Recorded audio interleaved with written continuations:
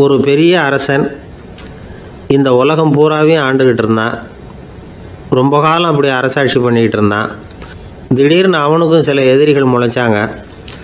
அவங்கெல்லாம் ஒன்று சேர்ந்து இவனை தோற்கடிச்சுட்டாங்க. தோற்று போனதும் இவனுக்கு பயம் வந்துட்டுது, எங்கே எதிரிகள் நம்ம கொண்டுடுவாங்களோ அப்படின்னு. வெளியில் வந்தால் தனக்கு ஆபத்துன்னு பயந்துக்கிட்டு யாருக்கும் தெரியாமல் ஒரு குகைக்குள்ளே போய் பதுங்கி கிடக்கிறான். நிலைமையை பாருங்கள். முதல் நாள் அரண்மனையில் அதிகாரம் பண்ணிக்கிட்டு இருந்தவன் மறுநாள் குகையில் பயந்து போய் பதுங்கி கிடக்கிறான். ராத்திரி நேரம் வந்தது, பசி வயத்தை கிள்ளுது, பிச்சை எடுத்து சாப்பிட வேண்டிய நிலைமை. பிச்சை எடுக்கிறதுக்கு பாத்திரம் வேணுமே, என்ன பண்ணுறது அப்படின்னு அங்கேயும் இங்கேயும் பார்க்குறான். ஒரு மூலையில் யாரோ விட்டுட்டு போன ஒரு ஓடு கிடக்குது. அதை எடுத்துக்கிட்டு புறப்பட்டான். இருட்டில் வழி புரியல. ஏதோ ஒரு யூகத்தில் காலை மெதுவாக எடுத்து வச்சு நடந்து போயிட்டுருக்கிறான். வழியில் ஒரு கருப்பு நாய் படுத்து கிடந்தது. இருட்டில் அவன் இது கண்ணுக்கு சரியாக தெரியல. அவனுக்கு தவறி போய் காலை வச்சுட்டான். அது மேலே நாய் சும்மா இருக்குமா, வள்ளுன்னு விழுந்து கடிச்சு விட்டுது.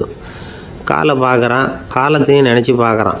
அரண்மனையில் வீரக்கழல் அணிந்த காலை உடைய மன்னா அப்படின்னு புகழ்வாங்களே புலவர்கள்லாம். ஆனால் அது இன்றைக்கி நாய் கடித்த காலம் ஆகிட்டுதே அப்படின்னு நினைக்கிறான்.